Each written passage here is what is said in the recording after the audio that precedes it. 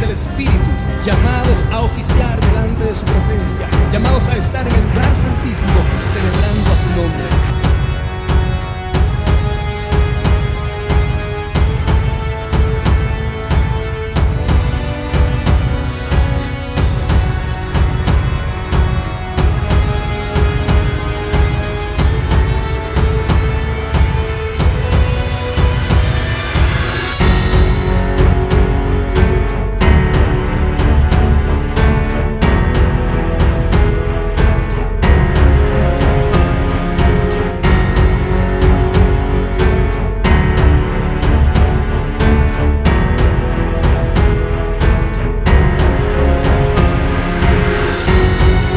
Vamos a ir ahí a la palabra de Dios.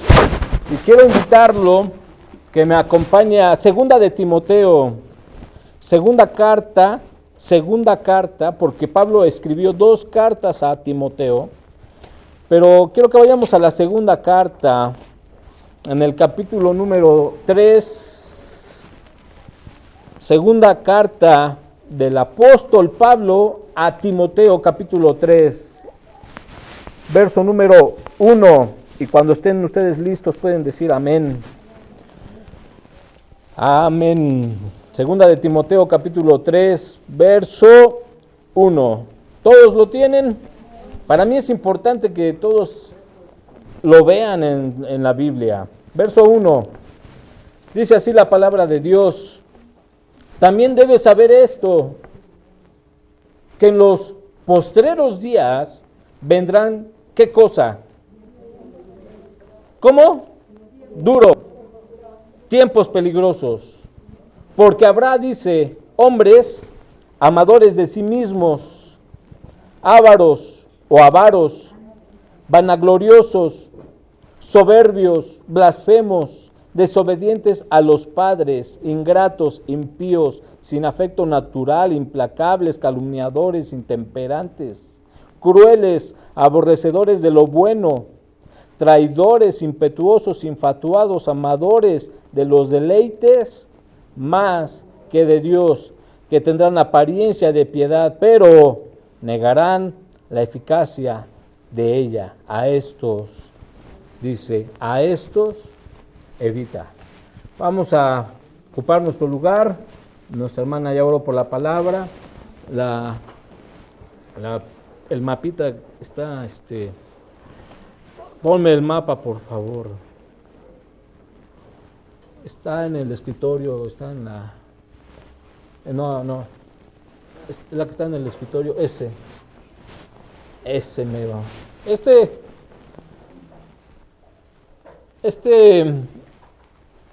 Esta gráfica es para mostrar un poquito lo que estamos viendo, lo que hemos estado viendo hasta hoy. Y recuerdan ustedes que esta línea que está aquí abajo, pues es la línea del tiempo, las cosas que van pasando, qué es lo que ha ido aconteciendo. Aquí está lo que es simbolizando lo que fue la crucifixión, que sucedió en el año 33 después de Cristo. Pero hemos estado leyendo en Mateo 24 que los discípulos le preguntaban a Jesús: ¿cuándo serán estas cosas? ¿Qué señales habrá de tu venida y del fin del siglo, del mundo?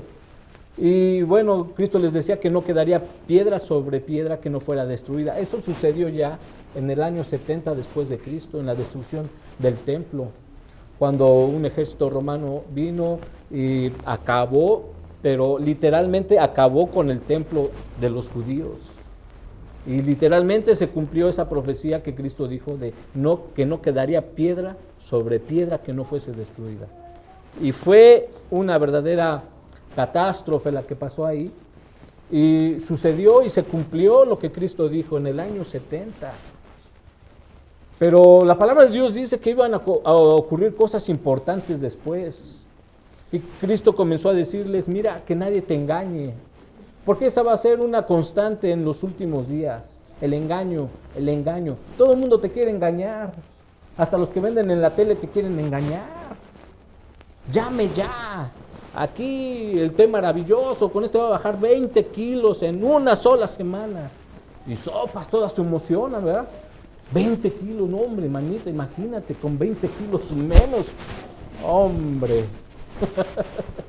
Pero resulta que te mandan tu cajita de té y aparte te dan como 100 hojas de instrucciones con lo que debes de hacer y no debes de hacer. Y debes de llevar una dieta, y debes de hacer ejercicio, entonces no es tan milagroso como decían. Y todo el mundo te quiere engañar. Y todo eso lo vemos incluso en ese canal llamado Enlace, donde te ofrecen lo mismo, o sea, maravillas espirituales con tan solo unos pesos. Y Cristo dijo, mira, no te dejes engañar, porque vendrán muchos en mi nombre diciendo yo soy el Cristo, y van a venir falsos profetas, y vas a ver hambres, pestes, guerras, terremotos en diferentes lugares, y va a pasar esto y esto. Entonces, todo esto es una señal, una advertencia para saber discernir los cristianos. Los cristianos debemos aprender a discernir los tiempos que estamos viviendo. Que nadie te cuente, que nadie te venga a echar eso, a dar esos chorros mareadores, sino que tú con tu criterio, con tu pensamiento, con lo que sabes de la palabra de Dios, sepas en dónde estás ubicado, qué tiempo estamos viviendo los cristianos. Y si tú ves que a través de lo que hemos estado estudiando, que la verdad son cosas impresionantes, sería mejor hacer lo que nos dijo el Señor Jesucristo, velar y orar. Prepárate, alístate, ya ponte al tiro porque el Señor viene. Cuando vean que estas cosas comiencen a suceder, erguíos, o sea, párate derecho, erguíos, levanta tu cabeza, porque tu redención está cerca, dice. Entonces estas cosas están sucediendo ahora. Sucedieron hace 2000 años cuando Cristo lo dijo. Pero dice la palabra de Dios, como veíamos hace 8 días, que eran como dolores de parto. Los dolores de parto son dolores donde cuando va a venir ya el bebé, ¿verdad? Y empiezan los dolores de las contracciones. Son dolores que van aumentando con el paso de las horas. Y las contracciones se van haciendo más fuertes y el dolor más fuerte. Y cuando viene ya la llegada del bebé. Entonces, lo mismo está sucediendo en el mundo. Las cosas sí han pasado desde entonces, pero la intensidad con la que están sucediendo ahora nos indica que está a punto de llegar ya nuestro Señor Jesucristo a la tierra. Son hechos que no podemos negar, son hechos que tú mismo eres testigo de lo que está ocurriendo y nadie te puede cuentar, nadie te puede engañar si tú eres un cristiano que está listo, que está preparado, que está consciente de lo que está viendo. Entonces, sí, están los afanes, están los problemas del mundo, pero eso no nos quita ni nos exime que estemos listos y estar preparados para el regreso del Señor. Entonces, la palabra de Dios llama a estos días las señales de los últimos tiempos. Mucha gente lo llama así, señales de los últimos tiempos. La palabra de Dios vimos en Mateo 24, que también le llama principio. Es el comienzo apenas, es el principio de los dolores, es el principio de todo lo que se avecina, todo el juicio de Dios que viene hacia la tierra. Y todo esto, la palabra de Dios dice que son principios solamente de dolores. Y que todo esto es necesario que acontezca. Pero solo es el principio, Este es solo el comienzo, dice la palabra de Dios. Y como dice ahí también, dice que son tiempos peligrosos. También a esta época se le conoce así, tiempos peligrosos. Y ahorita vamos a ver. Y ahí está, ¿verdad? Que se van a presentar falsos cristos, falsos profetas, va a haber guerras, rumores de guerras, hambres, pestes, terremotos, persecución, la predicación del evangelio. Dice la palabra de Dios, cuando este evangelio sea predicado, hasta la última persona, dice, que escuche el evangelio, entonces vendrá el fin. Y en el último lugar, y esto lo vamos a ver después, la apostasía tan mencionada en la palabra de Dios. Entonces, fíjese, usted ve señales de tipo, pues, podemos llamarlo que se manifiestan en la naturaleza, como los terremotos, todos esos huracanes, los tsunamis, cosas que antes no veíamos que están presentando de sentido espiritual, con los falsos cristos, los falsos profetas que se están pues, mostrando ahora, la apostasía, la predicación del evangelio. Pero aquí hoy es algo especial. Como dice allá arriba, son tiempos peligrosos. Cuando todas estas cosas, dice la palabra de Dios, veas que comienzan a suceder, estate preparado porque ¿qué sigue después para la iglesia?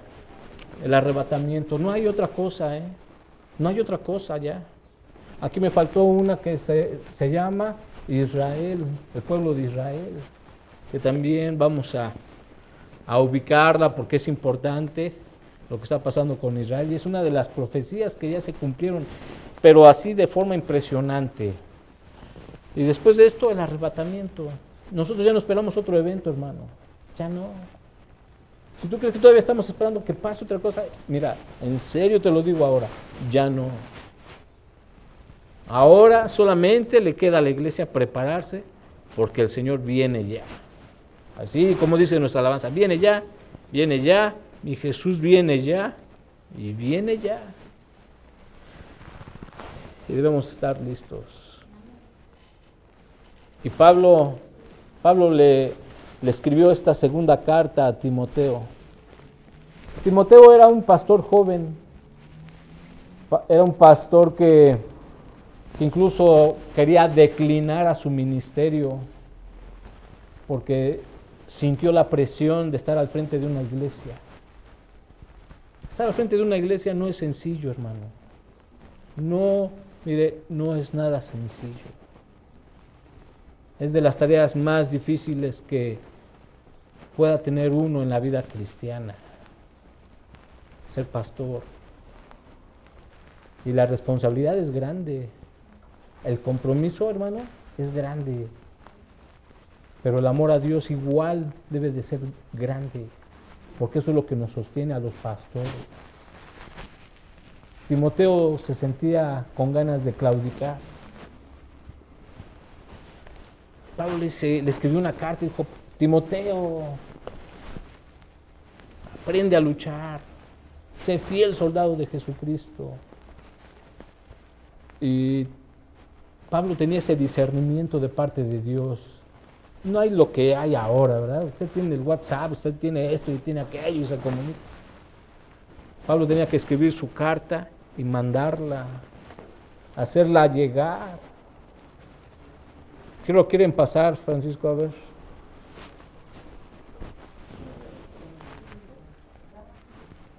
Entonces,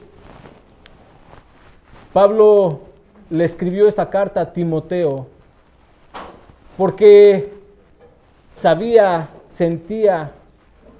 que Timoteo quería dejar ya, abandonar. Y Pablo le escribe y le dice, aguante usted. Es necesario que usted siga adelante. Hay que mostrar amor a Dios. Y ahí estaba. Y ahí seguía Timoteo. Era joven. Timoteo era un pastor jovencito. Por eso Pablo le decía, no tengan en poco tu juventud, pero sé ejemplo a los fieles, en palabra, en conversación, en testimonio. O sea, es una presión. Y el pastor, el líder de la iglesia debe de aprender a vivir bajo esas presiones. Y yo se lo digo, hermano, no es fácil. Es difícil, sí, es difícil. Sabemos que la recompensa es de Dios, pero el pastor tiene que ser ejemplo en muchas cosas. Hace poco, que será unos 3 días, vinieron a cambiar los medidores de la luz. No sé si ya fueron a su casa de usted. Están poniendo unos medidores que ya no van a venirle a tomar lectura a su casa. Ya vía satelital van a tomar la lectura. Fíjese nada más. Si la Biblia bien dice que la maldad y la ciencia iban a aumentar al mismo paso, ¿quién se iba a imaginar que usted iba a dejar de ver al de la luz a tomarle su lectura? Pues ya no lo va a ver más. Y mire, y sabe, se me acercó uno de ellos, eran como 5, me agarra del brazo y me dice, venga, dice, quiero proponerle algo. Yo la verdad ni siquiera me pasó por aquí lo que me iba a proponer, la verdad yo pensé que iba a ser otra onda. Dice, te puedo poner un medidor, de esos que ya están arregladitos para que no pagues tanto. Le digo, caray, ¿y a poco sí existen de esos? Dice, sí, dice. Y digo, bueno, mira, híjole, me gusta tu propuesta, le digo. ¿Pero qué crees? Le digo, ahora, ahí te va la mía. Digo, soy pastor y yo tengo que dar testimonio incluso hasta en lo que no me ven. Y cuando le dije que yo era pastor y que pues yo tenía que declinar su invitación, me dijo, no, pues, entonces sí, dice, ahí, hay que quede, dice, tú tienes que andar por la derecha. Le digo, sí, tengo que andar por la derecha. Y ya en lo que estaban quitando los medidores, resulta que una de las señoras que ve arriba, su diablote, sópales, que hay en la torre. No, es que yo nunca estoy aquí, no sé cómo llegó ahí. Ya sabes, las cosas mágicas que suceden en la vida. ¿Cómo llegó ese diablito ahí? Ni ella supo. A ver, ¿usted cuánto paga? No, pues 70 pesos. Ah, con razón, dice. Pero mire, entonces en esos pequeños detalles, un cristiano, ya déjese de que es uno pastor, un cristiano verdadero, en esas cosas incluso donde a lo mejor nadie se da cuenta, tiene que dar testimonio también y mostrar integridad. ¿Qué tal si por ahí me mandan uno de la luz que después sí que sea cristiano y que diga, no, este es retranza, mira lo que le encontré? No. Por eso lo que dice esta bendita palabra que vamos a estudiar hoy aquí en la mañana. Y en las cartas estas 2 cartas que Pablo le escribe a Timoteo, ya es que quítame esta, hijo, y ponme las otras de la memoria. Pablo le dice a Timoteo, ya después de que lo convence de que pues siga adelante, que se vea como un obrero aprobado delante de Dios, Pablo le escribe esta parte inspirado por el Espíritu Santo. Y le dice Pablo a Timoteo, pero ¿sabes qué dice? Dice en el verso 1, también debes de saber esto. O sea, para nosotros los cristianos, sobre todo para también los pastores, por supuesto, debemos de saber que en los últimos tiempos, como dice aquí, que también debes de saber esto, que en los postreros tiempos vendrán tiempos peligrosos. Pablo le dice a Timoteo, le hace ver que con el tiempo, que con los años, porque le dice aquí, vendrán tiempos, dice, vendrán tiempos peligrosos. Y Pablo le dice a Timoteo, tú debes de saber esto. Saber es un deber. Saber para los cristianos es un deber. A mí me entristece saber de cristianos que ni siquiera son capaces de compartir el mensaje de la salvación. Me da tristeza de cristianos que no conozcan nada de la Biblia, que no la estudien, que no la mediten, que no sean capaces de debatir con un testigo de Jehová, con un católico, con un mormón, con un espiritista. O sea, nosotros tenemos el arma más poderosa que pueda haber para un hijo de Dios, que es la espada del Espíritu, la palabra de Dios. Y Pablo le dice a Timoteo, debes saber esto. O sea, es una obligación saber, aprender, conocer, porque por eso viene a veces mucho el engaño, por la ignorancia que tenemos muchos cristianos, de no saber agarrar la Biblia y leer, y meditarla, y cotejarla con los tiempos que vivimos, y ponte al tiro, porque van a venir tiempos peligrosos. Entonces, para nosotros, saber es un deber. Por eso dice, también debes de saber esto. Estamos en 2 de Timoteo 3:1.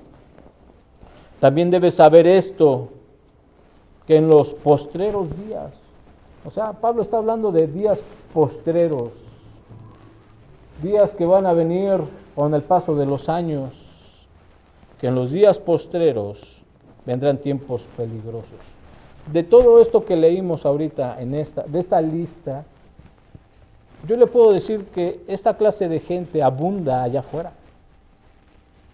Amadores de sí mismos, avaros, vanagloriosos, soberbios, blasfemos, desobedientes, ingratos, impíos, sin afecto natural.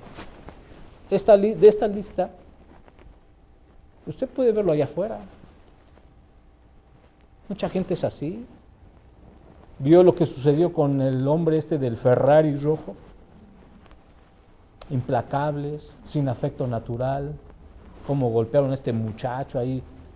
Y ahora resulta que lo encontraron muerto al guarura. ¿Se fija? Todo lo que estamos viendo. Pero mire, ahí le va esto, lo que le voy a decir. Y espero que le caiga el 20 ahora. Esta lista, Pablo no está hablando de la gente de allá afuera. Está hablando de los que están aquí adentro, de la iglesia. De esos, dice Pablo, que tienen apariencia de piedad, pero que con sus hechos, sus acciones, niegan la eficacia de ella, o sea, de esa piedad. Esta lista no está hablando de la gente de allá afuera. Eso lo vemos allá afuera diario, diario, diario. Sino que está diciendo Pablo que dentro de la iglesia se van a presentar hombres y mujeres, por supuesto, con estas características en su carácter. Este será el carácter de los hombres en los postreros tiempos. Dentro, dice, de la iglesia, dentro del cuerpo de Cristo, dentro de la iglesia del Señor. Y cuando Pablo le dice a Timoteo que serán tiempos peligrosos, esta palabra peligrosos en el griego es la palabra jalepos, y esta palabra difíciles, tiempos peligrosos, significa eso, tiempos difíciles, significa tiempos feroces, significa también tiempos fieros, tiempos difíciles de soportar, tiempos penosos, tiempos aflictivos, tiempos atroces, pero que se tradujo aquí en esta versión de la Reina Valera 60 como tiempos que peligrosos. Vendrán tiempos peligrosos, pero esta palabra peligroso significa eso, difíciles, feroces. Por ejemplo, en Mateo 8, esta palabra se usa para describir a los dos endemoniados que le salieron al encuentro a Jesús. Y dice la palabra que eran violentos y peligrosos, eran feroces. Esta misma palabra se usó para describirlos a ellos. Esta misma palabra se usa para describir los tiempos que se van a vivir dentro de la casa de Dios. Van a venir tiempos peligrosos para la iglesia. Tiempos difíciles, tiempos duros, penosos, aflictivos, atroces. Por eso, mire, por eso bien dice la palabra de Dios, que nadie te engañe. Si tú los estás viendo, si tú has sido testigo de ello, tú sabes si el Señor ya no tarda en venir. Pero, pásame la que sigue, hijo. Pero, ¿qué dice? Vendrán tiempos peligrosos. ¿Por qué? Porque habrá hombres amadores de sí mismos. Primera característica, primera señal. ¿Por qué tiempos peligrosos? El carácter de los hombres. Número 1, serán amadores de sí mismos. Hombres que solamente van a estar pensando en ellos. Hombres que con tal de ver por ellos nada más, no les importa si tienen que recurrir al paganismo, si tienen que recurrir al pecado, con tal de lograr lo que ellos quieren. Y no es casualidad que la primera de estas características sea una vida centrada en el yo. Hoy muchas iglesias cristianas están predicando eso. No el evangelio, están predicando la autoestima. Tú eres importante, tú eres un campeón, tú eres esto, y nadie contra ti, y tú los vas a aplastar, y tú eres el hijo de un rey. Y la gente empieza a vivir centrada en ella sola. Y ellos tuercen la palabra de Dios. ¿Se acuerda de esa palabra que Cristo dijo que teníamos que todos los mandamientos se redondean en dos?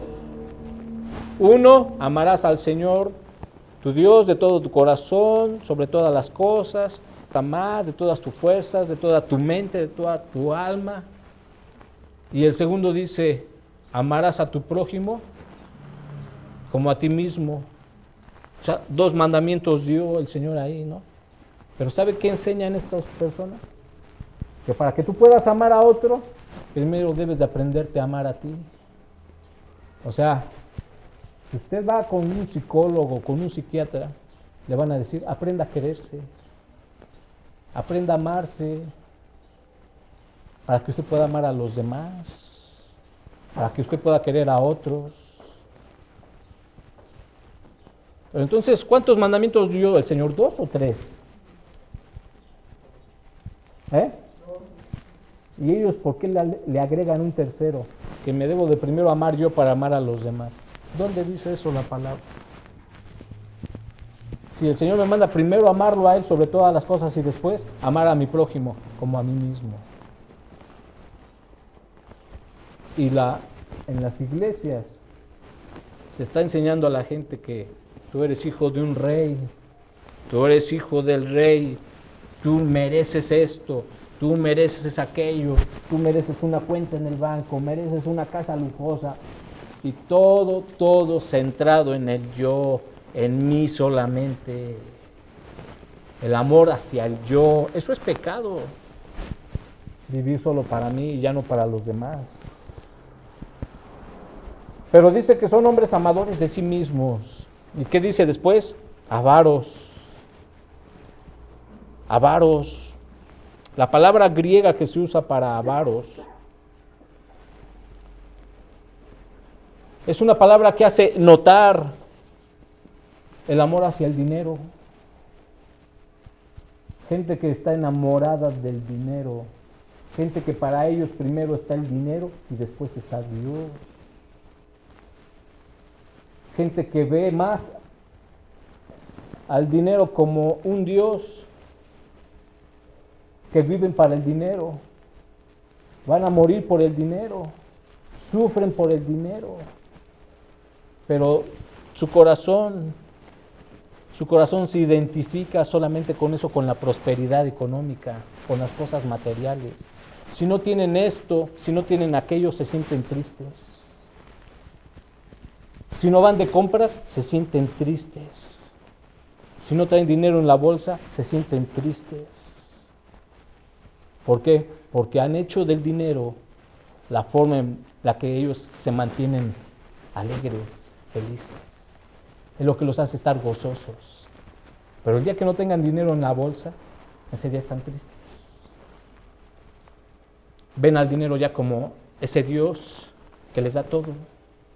El dinero sí es importante, trabajamos para conseguir dinero, pero no solamente trabajamos por el dinero. Dios cubre nuestras necesidades, Dios nos da todo lo que necesitamos, pero el corazón se desvía en cuanto al dinero. Dice 1 de Timoteo 6:10 que el amor hacia el dinero es la raíz de todos los males.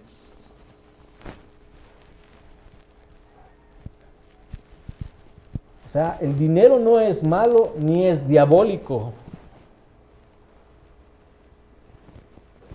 El dinero representa nuestro tiempo, nuestro esfuerzo, pero también lo podemos ver como un Dios, algo a lo que estamos idolatrando.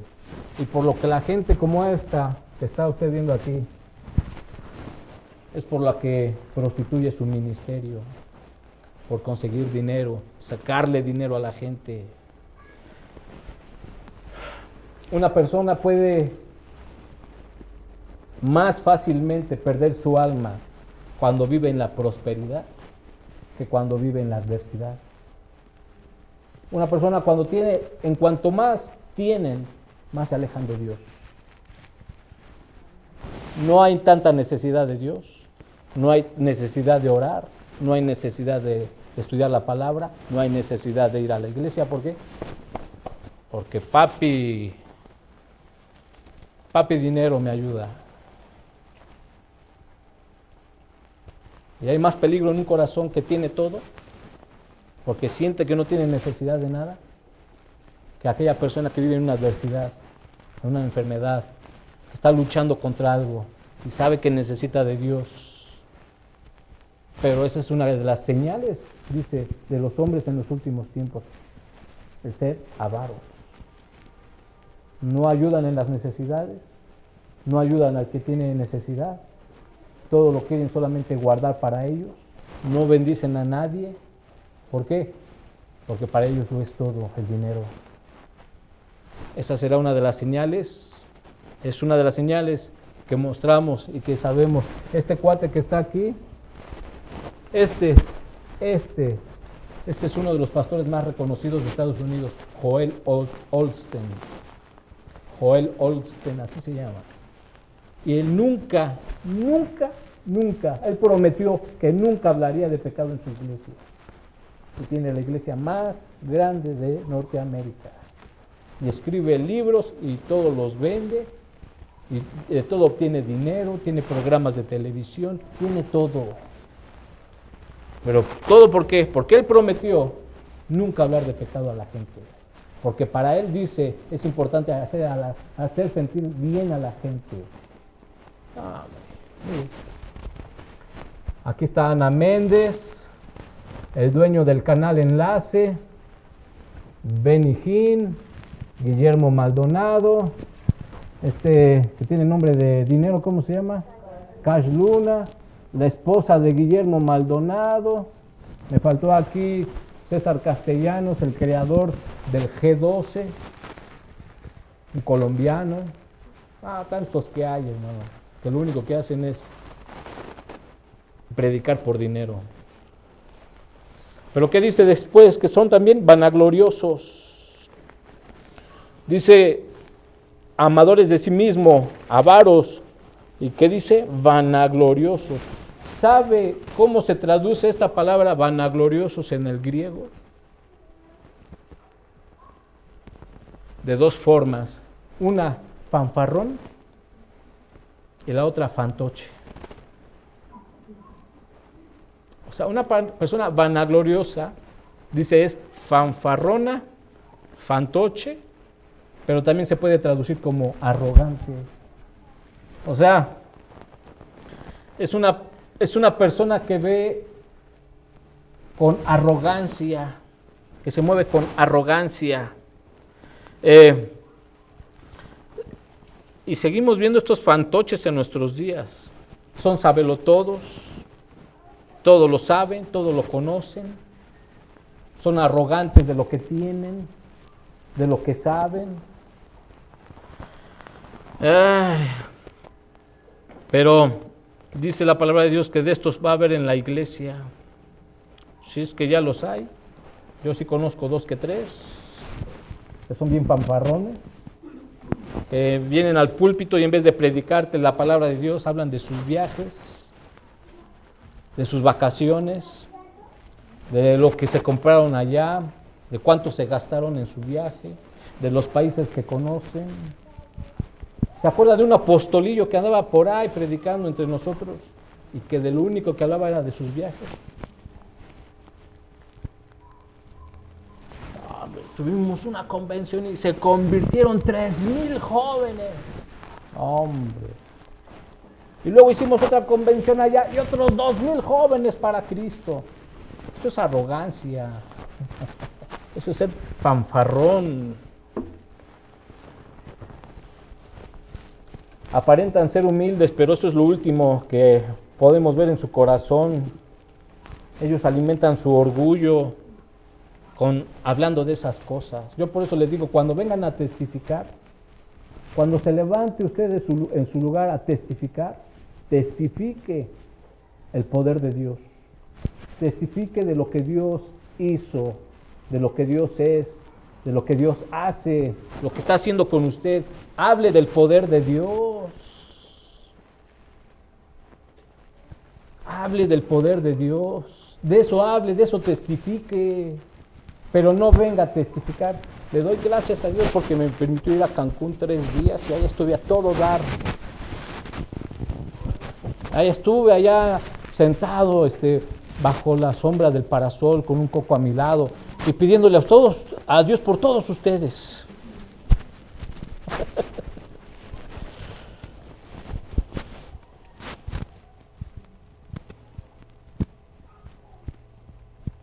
Como algunas mamás testifican, ¿no? Es que la maestra dice que mi hija es la más inteligente del salón. Hombre, wow. Mira, testifica del poder de Dios. De eso testifica. De las grandezas de Dios. Testifica de lo que Dios hizo. Te sanó de una enfermedad. Te ayudó en una situación difícil. Hizo que te reconciliaras con esa persona que tenías años de no hablarte con ella. De eso habla, de eso testifica, de las maravillosas obras de Dios. ¿Y qué son? Fanfarrones, fantoches, arrogantes, vanagloriosos. Pero ¿qué dice también la palabra de Dios? Que son soberbios. Ay, bueno. Un soberbio es una persona que siempre cree que está por encima de los demás, que te miras desde arriba del hombro. Es esa persona que cree que es la que mejor predica, es la que mejor canta, es la que mejor se expresa, es la que mejor esto, es la que mejor aquello. Altivo se traduce la palabra soberbio. Lo que menos queremos dentro de la iglesia es gente soberbia. No, es lo que menos deseamos que haya dentro de la casa de Dios. Como esos dos que oraban, que estaban dentro de la iglesia, uno estaba hincado, llorando, afligido, estaba apenado, avergonzado y le estaba diciendo: Señor, hay hincado, sé propicio a mi pecador. Reconozco que estoy mal, estoy sucio delante de ti. Y dice la Escritura que había otro parado atrás, otro de esos soberbios gandallas. Y estaba ahí: Señor, te doy gracias porque no soy como este gusano que está aquí. Yo diezmo, yo ayudo, yo doy todo lo que puedo, doy mi tiempo. Gracias, Señor, porque no soy como este. Sin embargo, dice la palabra de Dios que el que pidió misericordia fue el que salió redimido de ahí. ¿Para qué queremos soberbios en la iglesia? Los líderes, ahora en las congregaciones, los pastores se creen artistas de cine. ¿Sabía usted que hay pastores que antes de salir a predicar tienen maquillista, peinadora, que están ahí detrás y que los alistan para salir a predicar? Ahí les dan su maquillada y ahí le pasan su secadora para que no se le levante ni un pelito porque es el pastor. Hombre. ¿Había otra foto? Amadores de sí mismos. Luego, otra. Por ahí está. Ah, sí, mire. Ahí está. Todo esto que se ve aquí no es basura, ¿eh? Son dólares. Son puros dólares. Vea, la gente. ¿Qué tiempos estamos viviendo? Soberbios. Luego dice que son también blasfemos. Soberbios, blasfemos. ¿Quién es una persona blasfema? Una persona blasfema, de acuerdo al griego aquí en esta palabra blasfemo, es una persona que habla mal de Dios. O sea, no tanto está hablando acerca del que maldice a Dios, sino del que habla mal de Dios, que lo traduce como blasfemia. Una persona que habla mal de Dios. Por ejemplo, aquellos que predican, que dicen que Cristo vino al mundo para hacerte millonario. Cristo vino al mundo para hacerte rico. Cristo vino al mundo aquí para que tú, como hijo de un rey, no padezcas de nada. Dios acabe con tus problemas. Eso es hablar mal de Dios, porque no dice la Biblia eso. ¿Dónde dice en la Biblia que si tú te entregas a Dios se te iban a acabar tus problemas? ¿Dónde dice eso? En ningún lado. ¿Dónde dice en la Biblia si tú te entregas a Cristo vas a dejar de ser pobre? ¿Dónde dice eso? Entonces, los que predican eso, ¿qué están haciendo? Están blasfemando. ¿Por qué? Porque están hablando mal de Dios. Y Dios no es así. Están viviendo engañados y creen que para eso Cristo vino al mundo a morir. Cristo vino al mundo a morir en una cruz. ¿Para qué? Para salvarme de irme al infierno. Para que tú no te vayas a cocinar a fuego lento allá abajo. Para que tú fueras salvo de tus pecados. Para que tú fueras salvo, ¿verdad? De todas esas transgresiones que has cometido en contra de Dios. De eso me vino Cristo a salvar, de que yo ya no me vaya al infierno. O que si nos agarra el arrebatamiento, pues podamos irnos con Él. Pero no es verdad eso, hermano. Cristo no vino al mundo para hacernos millonarios. Cristo mismo lo dijo en su palabra, que siempre iba a haber pobres entre nosotros. Siempre. Y ese era uno de los problemas de la iglesia de Corinto, porque los ricos solamente se juntaban con los ricos y pues los pobres no les quedaba de otra más que juntarse con los pobres. Y había división y había grupos ahí. Se estaban haciendo diferencias por el nivel económico que había dentro de la iglesia en algunos. Y no, eso no es el amor de Dios. El amor de Dios es diferente, vernos todos igual. Todos delante de Dios somos iguales, no hay nadie más especial que otros, todos delante de Dios somos iguales. ¿Por qué nosotros hemos de hacer diferencias aquí dentro de la casa de Dios? Que también dice, avaros, vanagloriosos, soberbios, blasfemos. Mire lo que dice aquí, desobedientes a los padres. Una de las características de ese carácter que se van a poseer en los últimos tiempos va a ser la desobediencia a los padres. ¿Cuántos todavía tienen la bendición de tener a su papá o a su mamá o a los dos? A ver, alce la mano. Alce la mano, pues ¿qué le da vergüenza que vean que usted tiene papá o mamá? No porque tenga, bájela. No porque tenga usted la edad que tenga, significa que usted debe dejar de honrar a su papá y a su mamá.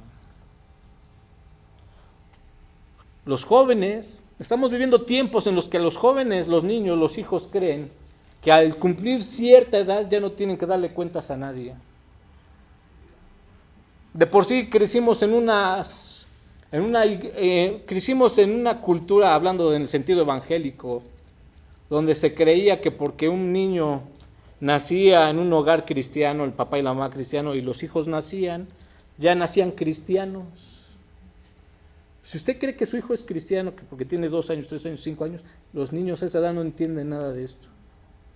Y los niños se ponen a cantar y se aprenden las alabanzas y se aprenden partes de la palabra de Dios, pero no saben exactamente lo que es esto.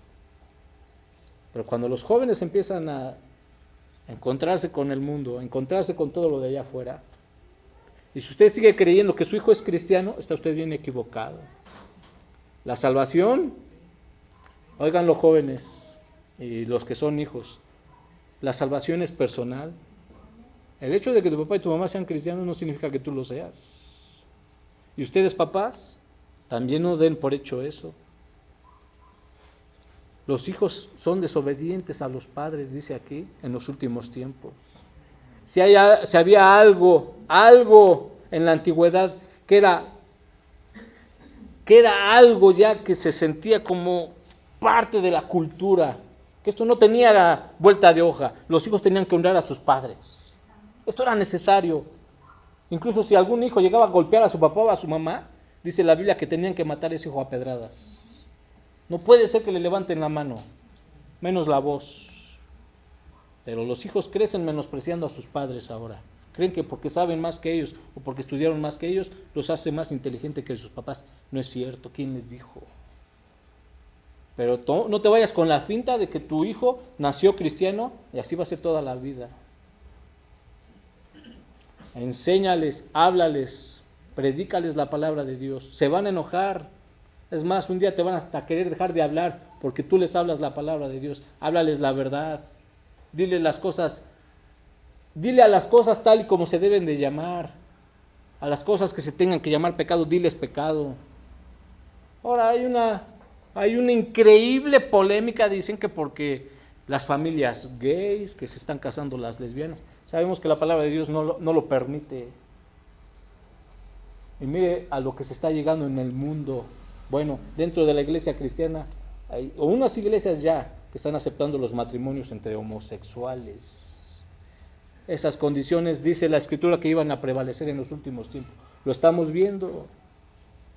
Así es de que los hijos, aunque tengas 40 años, hermano, que me ves, si todavía tienes a tu mamá, a tu papá, tú tienes que ser responsable en honrarlos, en obedecerlos.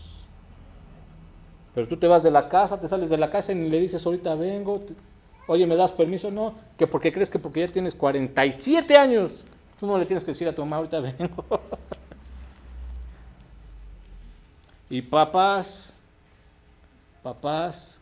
no se hagan cómplices de los pecados de sus hijos. Si hay una cosa grave actualmente en la iglesia, es que los papás se están haciendo de la vista gorda cuando saben que sus hijos están cometiendo pecado, están desobedeciendo a Dios. Si tu mamá sabes que tu hijo anda con una muchacha que no es cristiana, no te tienes por qué hacer de la vista gorda. Tú tienes que decirle, eso es pecado, estás ofendiendo a Dios, te vas a ir al infierno. Si tu hija anda con un muchacho que no es cristiano, le anda coqueteando a un muchacho allá afuera, regáñala, llámale la atención, eso es ofensa a Dios. Dile las cosas como se tienen que llamar, no les tengas miedo. Los papás le tienen miedo a los hijos, ¿por qué? ¿De dónde salió ese miedo?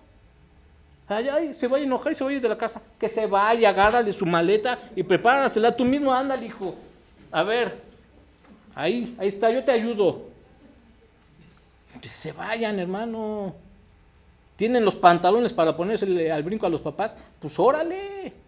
A ver si es cierto que la vida es tan fácil como ellos creen.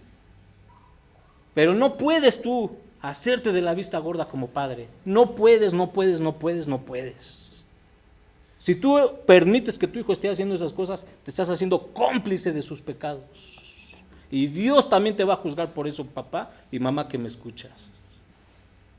Así es que 1000 veces preferible que se enojen, que te dejen de hablar, a que tú seas partícipe de que ese hijo se vaya al infierno.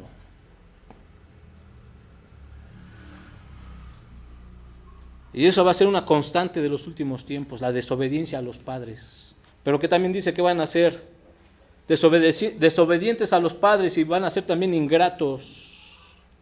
La ingratitud de la gente, el no reconocer, la ingratitud principal de los hombres en estos tiempos con Dios, el no reconocer que de Dios tenemos todo lo que tenemos. Ya la gente no quiere venir a darle gracias a Dios, no quiere venir a la iglesia a darle gracias a Dios. Creen que solamente cuando yo tenga mi tiempo de ir a la iglesia ese día voy. Eso solamente son muestras de ingratitud. El que llegues tarde son muestras de ingratitud. Tú no tienes de veras nada que agradecerle a Dios, ni por qué adorarlo, ni por qué levantar las manos. Esa es la constante también. La ingratitud de la gente. Cree que llegar tarde es normal. No es normal que llegues tarde a la iglesia. Solamente son muestras de tu ingratitud que tienes hacia Dios. ¿Por qué? Porque a ti te vale. Porque tú no piensas que es necesario venir, aunque sea hincarte ahí un rato y decirle, Señor, gracias, porque toda la semana me diste de comer. Me guardaste de tantas cosas en la semana. Si Dios nos dijera de qué cosas nos salvó, de qué cosas nos cuidó, de qué cosas nos protegió, te hincarías y le dirías al Señor gracias. Pero como no lo sabes, A ti te vale. O sea, no sé por qué ustedes piensan que es normal que llegues tarde a la iglesia. O sea, en serio, ¿tú crees que eso es de una persona que tiene gratitud con Dios? Hombre, es la ingratitud. Y la ingratitud hacia Dios y la ingratitud hacia nuestros hermanos, hacia el prójimo. Ya la gente se está desacostumbrando a decir gracias. Gracias. No podemos pasar por alto esto, debemos de ser agradecidos en todas las cosas. Después dice de ingratos, hay una palabra que se llama aquí impíos, anosios en el griego. Esta palabra habla acerca de una persona que está dominada por sus pasiones más bajas. Una persona que satisface sus pasiones de la manera más desvergonzada, así como se puede ver en las calles de cualquier ciudad que se dice de primer mundo. Así dentro de la iglesia habrá gente que va a alimentar sus pasiones, que va a satisfacerlas de la forma más desvergonzada posible. Y tenemos, o hemos sido testigos, o hemos visto por ahí alguna en internet, cosas de ese tipo, de gente que hace cosas verdaderamente malvadas dentro de las iglesias.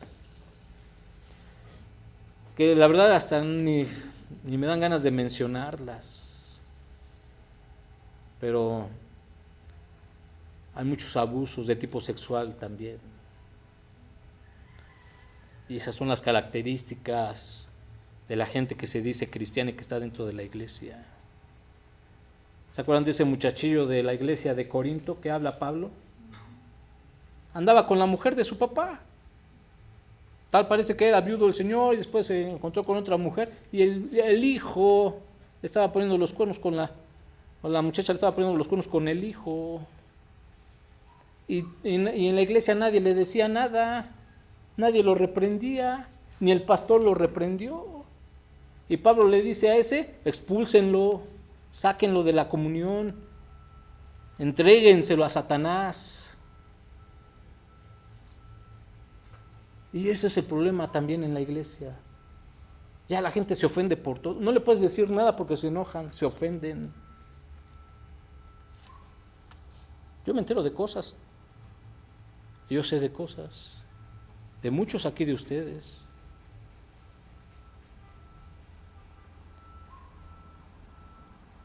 Y son cosas que se tratan personalmente. No son para exhibirse. Pero tampoco uno se puede hacer de la vista gorda. Pero la gente se enoja, le dices, oye, yo me di cuenta que andas haciendo esto. Oye, me di cuenta que en el WhatsApp tienes una imagen ahí que no es de un hijo de Dios. Y por ahí a veces leo frases de gente que está aquí en la iglesia. Escriben cosas en doble sentido. Chirrión. Digo, uno no se necesita ser también tan inocente, ¿eh? Uno sabe. Yo vengo de allá afuera. Yo vengo del mundo, ¿eh? Yo anduve también ahí. Y a veces uno se encuentra con cada cosita. Yo no tengo Facebook. Si tengo el WhatsApp, lo tengo porque los hermanos, pues, no quieren gastar 80 centavos y pues ponemos el WhatsApp, ¿verdad? Órale, el WhatsApp. Y en el WhatsApp usted pone una imagen. Yo sé que después de esto ya me van a borrar algunos. Está bien. Pero ponen sus imágenes y hasta presumen su pecado. Y ahora, yo nunca he puesto una imagen en el WhatsApp. Nunca. Nunca. Digo, si eso lo ponen aquí, ¿qué cosas pondrán en sus Facebook? Había un joven en el pueblo de Israel. La palabra de Dios condenaba y sigue condenando que un muchacho se casara con una mujer que no fuera cristiana. En ese entonces, una mujer que no fuera del pueblo de Dios. Un muchachillo de ahí del pueblo de Israel, pues le valió lo que Dios dice en la Biblia.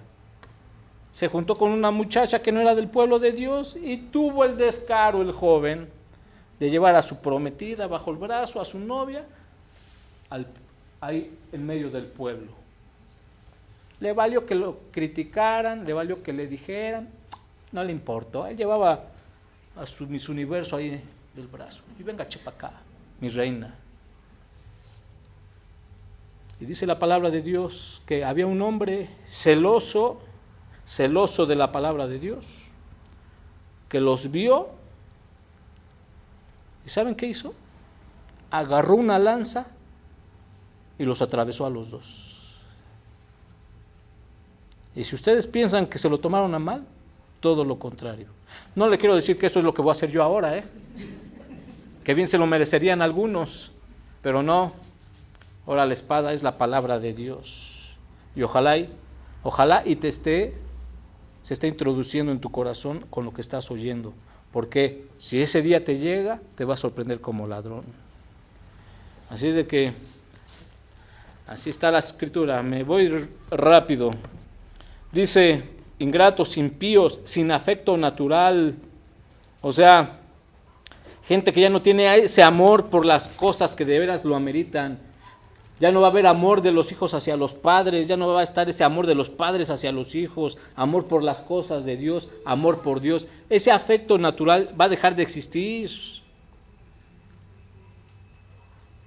Va a dejar de existir ese amor hacia la palabra de Dios. En los últimos tiempos las personas estarán tan centradas en sí mismas que hasta los lazos más íntimos no les querrán decir nada. O sea, no les va a importar los lazos familiares, no les van a importar nada, no les va a importar no les va a importar dejar una esposa con hijos, porque se encontraron una muchacha ahí en la oficina, una secretaria que estaba más bonita que la esposa, y dejaron a la esposa con los hijos por irse con la secretaria, por irse con la compañera de trabajo. Esas cosas, dice, están sucediendo dentro de la iglesia de Dios. Y gente se divorcia y deja a su esposa porque ya no me llevo bien con ella y se dejaron de amar. Y el descaro, lo siguen poniendo a predicar en las iglesias. De esas yo me sé bastantes también. Sin afecto natural, implacables para cometer sus pecados, para dejarse llevar por la tentación, implacables para hacer sus actos más crueles. No van a tener conciencia para hacer lo que hacen, no van a tener la honestidad, van a carecer de los principios y de los valores más importantes, y van a consumar sus hechos y sus actos más sucios. Calumniadores, fíjese, la palabra griega calumniador es la palabra diabolos, que es precisamente la palabra castellana diablo. La palabra diablo significa calumniar, y el diablo es el patrón de todos los calumniadores y el jefe de todos los que calumnian. Eso es lo que significa la palabra diablo. No significa terrorífico, no significa miedo, no significa ultratumba, no significa nada de eso, hijo. Significa calumniar. ¿Qué significa calumniar? ¿Qué es calumniar? Levantar falsos o hablar mal de alguien, aunque uses la verdad. Y antes de que usted diga que sí, y antes de que muchos digan sí, con la cabeza sí, piense si usted también no lo ha hecho. Porque todos hemos calumniado a alguien alguna vez. Todos. Y a mí no me sale aquí con que ustedes Santo Tomás y ustedes, Santa Teresa de Calcuta, que usted nunca ha calumniado. Todos han cometido ese pecado. Todos han calumniado alguna vez. Todos. Aquí el asunto es, no cuántas veces me lo hicieron, cuántas veces lo has hecho tú. ¿Cuántas veces lo has hecho tu hijo? ¿Cuántas veces has calumniado a alguien? Ya olvídate de los que te calumniaron. ¿Cuántas veces tú lo has hecho de alguien?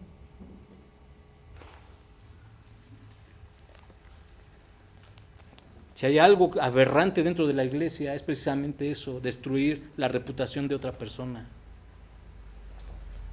Calumniadores, dice, intemperantes, alguien que no se puede controlar, gente que pierde el control inmediatamente. ¿Conoce gente de esa? Que cualquier cosa pierden el control. Gente que no puede tener dominio propio. ¿Conoce de esa gente que no sabe dominarse? Es eso, intemperantes, que no tienen dominio propio. Pero dice que también son crueles. Esta palabra significa salvajes. Sobran ejemplos en las calles de decir quiénes son crueles, ¿no? ¿Ha visto todas esas cosas tan salvajes en la calle que pasan? Bueno, ahora traslade todo eso de ese salvajismo dentro de la casa de Dios. Gente cruel y gente salvaje estará dentro de la iglesia. Dice también aborrecedores de lo bueno, las personas que ya no llegan a sentir amor por las cosas buenas, como lo que decía antes. Ya la gente, para ellos no es bueno llegar temprano, no es bueno orar, no es bueno estudiar la palabra de Dios, no es bueno participar de las cosas de Dios. El viernes que tomemos la Santa Cena, ahí me voy a dar cuenta. Porque dice la palabra de Dios que son aborrecedores de lo bueno, traidores, dice también. Hay Judas y siguen habiendo Judas dentro de la iglesia, traidores. Sobra decir que de por sí, ¿verdad? Se usa mucha esa expresión dentro del ámbito político de los Judas. Hombre, ahí se traicionan todos. Ahora el peje es el más traicionado, imagínense. Pobre peje, ya lo traen todos en la mira. ¿Cuántas cosas no han sucedido así en la iglesia? Impetuosos, o sea, gente precipitada, que en vez de ponerse a orar, quiere precipitar todas las cosas. Como, miren, nosotros nos reunimos en este lugarcito, que luego huele feo,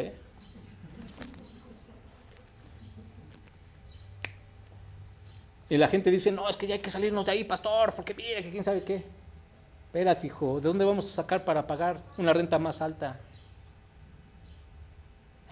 Tráete un perfumito y échale ahí, a ver cómo le haces, hijo, pero ¿qué crees que nada más es agarrar y vámonos de aquí, vamos a pagar 3,000 pesos a otro lugar?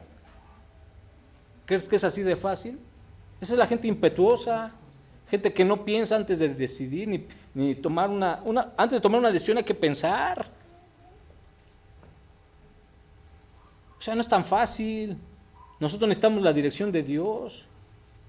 Y no, es que hay que buscar otro lugar, pastor, porque mire, espérate, hijo. Ya te dijo Dios qué vamos a hacer y a dónde vamos a ir. No, pues entonces, aguante vara, carnal. Impetuosos, infatuados. ¿Quién es un infatuado? Uno que se exalta a sí mismo. Dice la palabra de Dios que debemos ser mansos y humildes. Dice la Escritura, el que se humilla será ensalzado y el que se ensalza, ese es el infatuado. ¿Dónde se iban a encontrar otro pastor como este? A ver, díganme ustedes. ¿Dónde se iban a encontrar un baterista como el que tenemos aquí sentado? ¿Dónde? No se la crea, hermano. ¿Dónde está? Es un ejemplo nada más. Pero esos son los infatuados. Dice, amadores de los deleites más que de Dios. Aquí volvemos a donde empezamos. Tales personas colocan sus propios deseos en el centro de su vida. Se adoran a sí mismos en lugar de adorar a Dios.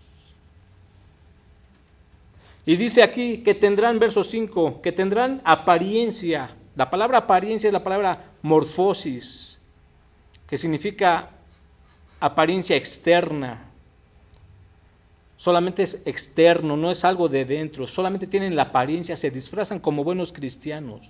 Tienen apariencia de piedad. La palabra piedad viene del griego eusebeia, de donde viene la palabra Eusebio, que significa piedad. Así se llamaba mi suegro, Eusebio, pero no era nada piadoso conmigo, ¿eh?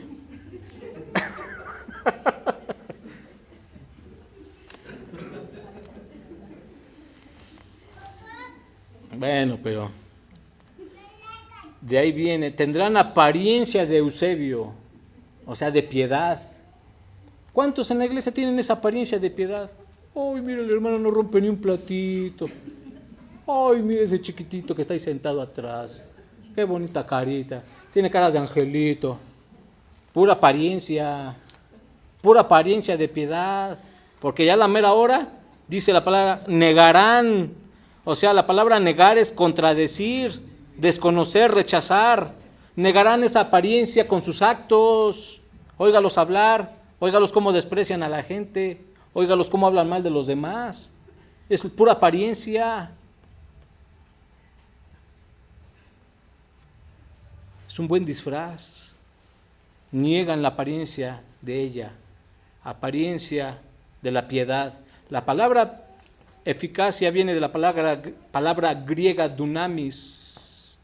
O sea, la piedad tiene un poder, una capacidad, pero muchos obstruyen, estorban la capacidad, la eficacia de la piedad con sus actos. Y dice la palabra al final de este verso 5, a estos, evítalos, dales la vuelta, no compartas con ellos, evítalos, no les des lugar en la iglesia, no les des lugar a que estén atrás de un púlpito, no les des lugar a que toquen un instrumento, no les des lugar a que oren, evítalos, van a contaminar la iglesia, van a contaminar la comunión. Abre los ojos, Timoteo. Esa es la característica, los detalles del carácter de las personas que estarán en los últimos tiempos dentro de las iglesias. Por eso, lo que vamos a estudiar después, la apostasía que se viene o que ya está en el mundo cristiano. Vamos a ponernos de pie. Señor, te damos gracias en esta mañana.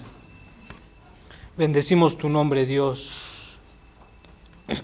Gracias porque tú nos das la oportunidad de conocer tu palabra, de saber y entender, Señor, todo lo que tú tienes reservado, no solamente para tus hijos, sino para el mundo. Gracias te doy, Señor, porque estás con nosotros. Es tu bendita palabra, Señor, y sabemos que lo que nos hace vivir, pensar, entender. Por eso, Timoteo, debes de saber esto. Gracias porque lo sabemos, Dios. Gracias porque lo sabemos. Toma la vida de mis hermanos que están aquí, Señor, la mía también. Ayúdanos a crecer en lo espiritual. Danos prosperidad espiritual a esta iglesia. Cada uno de los que estamos aquí, Señor, te damos gracias por la vida que nos das, pero también por la capacidad que nos das de conocer tu bendita palabra. Gracias porque sin ti nada sería posible, Dios. Si hay alguien aquí que necesite de Dios, que te pida, Padre, con todo su corazón, tu perdón, tu gracia para seguir adelante en esta vida cristiana. Tómanos en tus manos, Señor, y síguenos usando. Ayúdanos a seguir compartiendo las verdades de tu palabra. Te ruego en el nombre de Jesús tu ayuda. Gracias, Señor, por mis hermanos. Síguelos alentando, Dios, a que te sigan obedeciendo, Dios. Y te ruego por